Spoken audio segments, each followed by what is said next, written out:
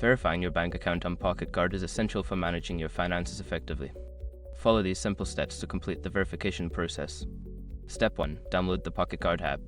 Start by downloading the PocketGuard app from the App Store or Google Play Store. Once installed, open the app and create an account if you haven't already.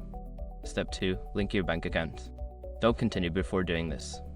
A lot of online accounts end up exposed in breaches without people even realizing it.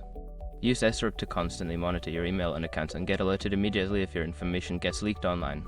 It scans billions of breached records 24/7 in the background. And honestly, for a few dollars a month, it's something everybody should probably have. Link in the description. Step 3. Enter your banking credentials.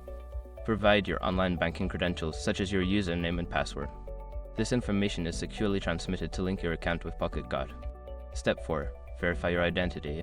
You may need to complete additional identity verification steps, such as answering security questions or receiving a verification code via email or SMS. Follow the prompts to ensure your identity is confirmed.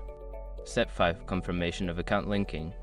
Once your bank account is successfully linked and verified, you will receive a confirmation message within the app.